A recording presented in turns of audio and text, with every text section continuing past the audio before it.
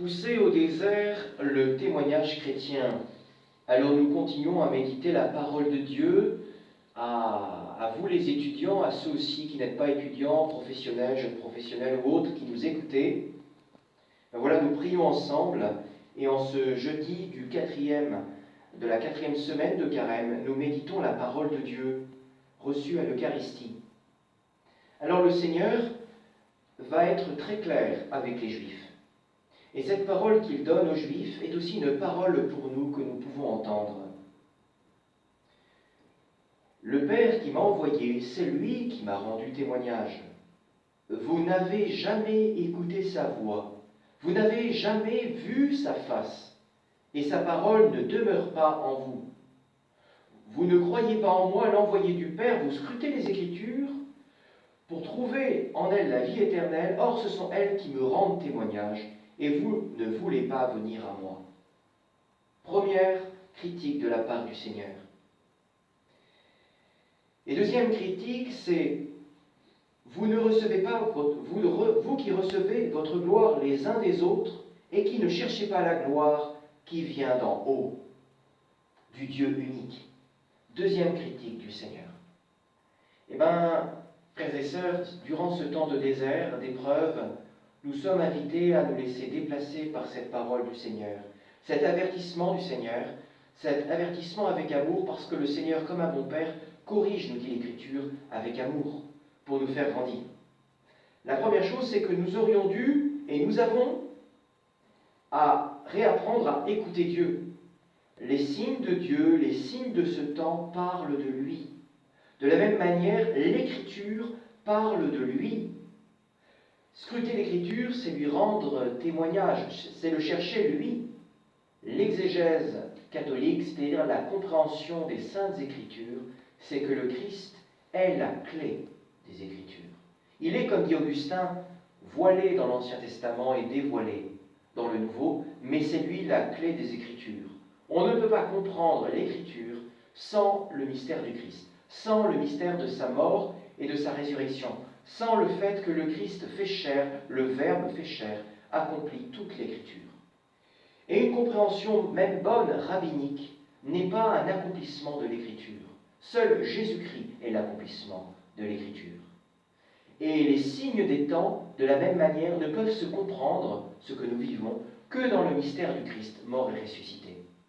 Avoir une lecture médicale, sociologique, géopolitique, économique des événements, c'est plutôt pas mal, mais c'est insatisfaisant. L'essentiel, c'est d'avoir une lecture dans le mystère de la mort et la résurrection du Christ. Et comme nous sommes associés à ce mystère, dans ce mystère, c'est ce que nous avons à vivre.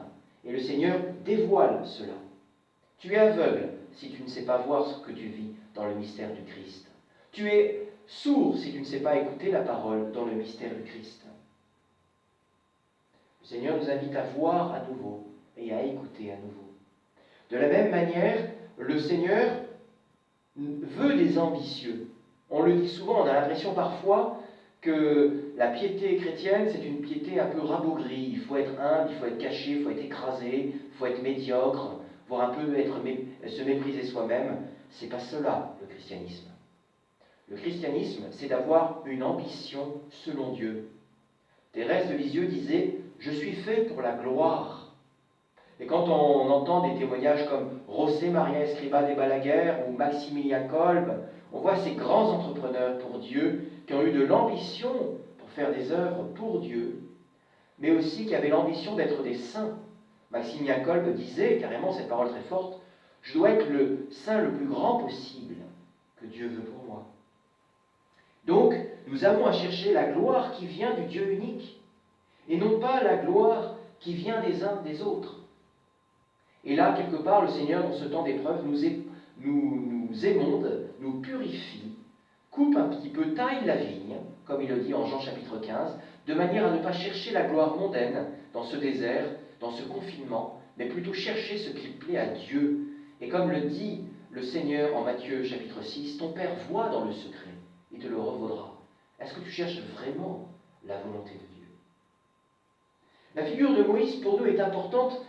Elle est révélée dans l'Ancien Testament, elle s'accomplit en Jésus-Christ qui est le nouveau Moïse, et le Seigneur en reparle dans l'Écriture aujourd'hui. Pourquoi? Parce que Moïse est véritablement la figure par excellence de l'Ancien Testament. Thomas d'Aquin dira c'est le plus grand personnage dans l'Ancien Testament, puisque c'est lui qui voit de dos Dieu, qui reçoit la loi, qui intercède auprès de Dieu, qui va sur la montagne recevoir les 10 commandements. Et bien Moïse, dans la parole qui nous est donnée, dans la première lecture, dans le livre de l'Exode, il va intercéder. Et le Christ, dans l'Évangile, nous redonne cette figure comme une clé de lecture. Nous devions comprendre bien les enseignements de Moïse. Et d'une certaine manière, en ce moment, dans notre confinement, nous sommes invités à intercéder, à exercer le sacerdoce baptismal pour tous les baptisés, et pour les prêtres, à intensifier leur sacerdoce ministériel. Et le fait de le faire, d'intercéder auprès de Dieu, comme Moïse, ça va nous permettre de faire entendre mieux la parole de Dieu, parce que le culte prépare la prophétie, parce que le culte rendu à Dieu prépare l'annonce de sa parole, et que le peuple de Dieu confiné, mis à l'écart au désert, rend un culte à Dieu pour, j'allais dire, se déboucher les oreilles, pour s'essuyer les yeux, pour mieux entendre Dieu et mieux voir, pour que la parole soit mieux comprise. Le culte prépare l'annonce. Ce qui se vit dans le désert en ce moment, c'est un culte à Dieu que chacun, dans le secret, rend à son Père, en Jésus-Christ, qui va préparer une nouvelle évangélisation. L'Église sera purifiée, elle parlera mieux, elle a été mise au désert pour plus tard avoir une parole de feu, comme les prophètes, pour parler à nouveau au monde. Tire profit du temps qui t'est donné. Tout ce que nous avons à vivre en ce moment, c'est tirer profit du temps qui nous est donné. Ce temps est peut-être difficile, le mal se déchaîne, mais l'homme qui croit en Dieu, l'homme qui rend un culte à Dieu, l'homme qui écoute Dieu, sait tirer profit de l'épreuve. Par le courage, la persévérance, son âme est affinée comme le fer forgé au feu. En faisant le bien dans l'épreuve, uni au Christ, accomplissement des Écritures, le bien devient méritoire. Contemplons le Seigneur clé de lecture. Dans l'office des lectures, les religieux, les consacrés, les prêtres ont lu ce matin Léon le Grand, qui disait « Celui qui vénère la passion du Seigneur doit si bien regarder Jésus-Christ par les yeux du cœur qu'il reconnaît sa propre chair dans Dieu. » C'est-à-dire que le Seigneur crucifié a saisi ma vie. Le Seigneur crucifié est la clé de lecture. Le Seigneur crucifié a saisi mon épreuve. Tu veux comprendre les signes des temps. Tu veux comprendre le sens de ta vie.